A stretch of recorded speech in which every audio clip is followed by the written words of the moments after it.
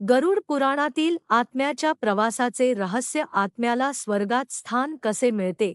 नमस्कार मित्रांनो, एखाद्या व्यक्तीचा मृत्यू झाल्यानंतर त्याचा देह पंचतत्वांमध्ये विलीन होतो, पण त्यानंतर आत्म्याचे काय होते, हा प्रश्न अनेकांच्या मनात कधी ना कधी निर्माण होतो. अंतिम संस्कार पूर्ण झाल्यानंतर आत्मा कुठे जातो? आपल्या कुटुंबियांजवळ काही काळ राहतो का? यमलोकाचा प्रवास कसा सांगितला आहे आणि मनुष्याने केलेल्या कर्मांचा त्याच्याशी काय संबंध जोडला जातो, याबद्दल हिंदू धर्मग्रंथांमध्ये अनेक वर्णने आढळतात. आज आपण त्याच पारंपरिक धार्मिक मान्यतेनुसार ही कथा समजून घेणार आहोत. शेवटपर्यंत नक्की ऐका, कारण मृत्यूनंतरच्या प्रवासाशी जोडलेली एक महत्त्वाची गोष्ट आपल्या कर्मांबद्दल सांगितली जाते. हिंदू धार्मिक परंपरेमध्ये मृत्यू हा जीवनाचा शेवट नसून एका प्रवासातील पुढचा टप्पा मानला जातो. व्यक्तीचा देह नष्ट होतो, मात्र आत्मा पुढील प्रवासाला निघतो, अशी श्रद्धा आहे. एखाद्या व्यक्तीचे अंतिम संस्कार झाल्यानंतर त्याच्या आत्म्याच्या पुढील प्रवासाबद्दल विविध ग्रंथांमध्ये वेगवेगळ्या प्रकारे वर्णन केलेले आढळते.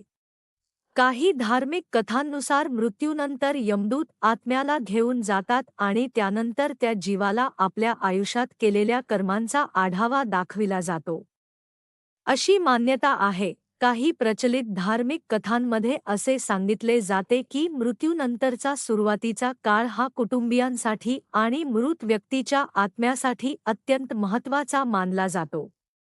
या काळात नातेवाईकांकडून अंतिम संस्कार, प्रार्थना, पिंडदान आणि इतर धार्मिक विधी केले जातात. मृत व्यक्तीशी संबंधित 13व्या दिवसापर्यंतचे विधी अनेक हिंदू कुटुंबांमध्ये श्रद्धेने केले जातात. या विधींचा उद्देश मृत व्यक्तीच्या आत्म्याला पुढील प्रवासासाठी शांती आणि सद्गती मिळावी, अशी प्रार्थना करणे हा मानला जातो. यानंतर धार्मिक कथांमध्ये आत्म्याच्या पुढील प्रवासाचे वेगवेगळे मार्ग सांगितले आहेत. काही परंपरांमध्ये देवांच्या लोकांकडे जाणारा मार्ग, पितृलोकाशी संबंधित मार्ग आणि कर्मानुसार वेगवेगळ्या अवस्थांकडे नेणारा मार्ग अशा कल्पना मांडल्या जातात. कोणत्या आत्म्याला कोणती अवस्था प्राप्त होते, हे त्याच्या कर्मांशी जोडले जाते. म्हणजेच मनुष्याने आयुष्यभर केलेली चांगली आणि वाईट कृत्ये त्याच्या मृत्यूनंतरच्या प्रवासावर परिणाम करतात, असा या धार्मिक विचारांचा मुख्य संदेश आहे. मित्रांनो, यामध्ये सर्वात महत्त्वाची गोष्ट म्हणजे कर्म. आपल्या कृतींचा परिणाम आपल्याला कोणत्या ना कोणत्या स्वरूपात मिळतो, अशी हिंदू धर्मातील कर्मसिद्धांताची धारणा आहे. दुसऱ्यांना मदत करणे, सत्य बोलणे, प्रामाणिकपणे जीवन जगणे, गरजू व्यक्तीला आधार देणे आणि कोणालाही विनाकारण त्रास देणे ही चांगल्या कर्मांची उदाहरणे मानली जातात. त्याउलट फसवणूक, अन्याय, हिंसा, लोभ आणि दुसऱ्यांचे नुकसान करण्याची वृत्ती ही चुकीच्या कर्मांशी जोडली जाते. त्यामुळे मृत्यूनंतर काय होईल यापेक्षा आपण जिवंत असताना कसे वागतो, हा या कथांचा महत्त्वाचा संदेश आहे. गरुड पुराणामध्ये मृत्यूनंतरच्या प्रवासाचे अत्यंत सविस्तर आणि प्रतिकात्मक वर्णन आढळते. भगवान विष्णू आणि गरुड यांच्यातील संवादाच्या रूपाने या ग्रंथात मृत्यू, कर्म, यमलोक आणि आत्म्याच्या प्रवासाबद्दल अनेक धार्मिक कल्पना सांगितल्या आहेत. त्यामध्ये वैतरणी नदीचाही उल्लेख येतो. ही नदी मृत्यूनंतरच्या कठीण प्रवासाचे प्रतीक म्हणून वर्णन केली जाते. धार्मिक कथेनुसार वैतरणी नदी अत्यंत भयंकर असल्याचे सांगितले जाते. पापी कर्म केलेल्या जीवाला ही नदी पार करताना मोठ्या यातना सहन कराव्या लागतात, अशी श्रद्धा आहे. या नदीचे वर्णन अतिशय भयावह स्वरूपात केलेले आहे. रक्तासारखे पाणी, भयंकर जलचर आणि वेदनादायक परिस्थिती यांचा उल्लेख धार्मिक ग्रंथांमध्ये आढळतो. मात्र हे वर्णन धार्मिक आणि आध्यात्मिक संदर्भात समजून घेणे आवश्यक आहे. याला आधुनिक विज्ञानाने सिद्ध केलेली मृत्यूनंतरची प्रत्यक्ष घटना समजू नये. मित्रांनो, या कथांमध्ये चांगल्या कर्मांचे महत्त्व देखील तितक्याच स्पष्टपणे सांगितले आहे.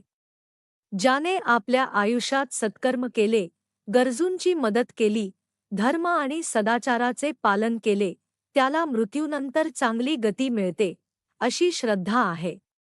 तर चुकीच्या कर्मांचे परिणाम भोगावे लागतात, अशी धार्मिक शिकवण दिली जाते. स्वर्ग आणि नरक यांची कल्पना देखील याच कर्मसिद्धांताशी जोडलेली आहे. अनेकदा आपण मृत्यूनंतरच्या जगाबद्दल भीती निर्माण करणाऱ्या कथा ऐकतो. परंतु या कथांचा एक सकारात्मक अर्थही आहे. माणसाने आपल्या आयुष्यात दुसऱ्यांशी चांगले वागावे, चुकीच्या मार्गापासून दूर राहावे आणि आपल्या कृतींची जबाबदारी घ्यावी. हा त्यामागील मूलभूत संदेश आहे. कारण मृत्यूनंतर काय घडते याबद्दल प्रत्येक धर्माची आणि परंपरेची स्वतंत्र श्रद्धा आहे, तर त्याचे वैज्ञानिकदृष्ट्या निश्चित उत्तर आजही उपलब्ध नाही. म्हणून मित्रांनो, मृत्यू हा अटळ आहे ही जाणीव आपल्याला घाबरवण्यासाठी नसून जीवनाचे महत्त्व समजून देण्यासाठी आहे.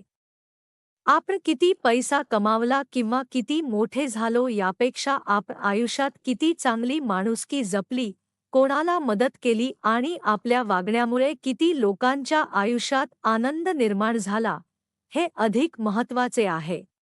धार्मिक मान्यतेनुसार शेवटी माणसासोबत त्याची संपत्ती किंवा प्रसिद्धी जात नाही, त्याच्या कर्मांचीच चर्चा होते. त्यामुळे मृत्यूनंतरच्या रहस्याचा विचार करण्याबरोबरच आजचे जीवन चांगल्या पद्धतीने जगणे हाच या संपूर्ण कथेतून मिळणारा सर्वात मोठा संदेश आहे.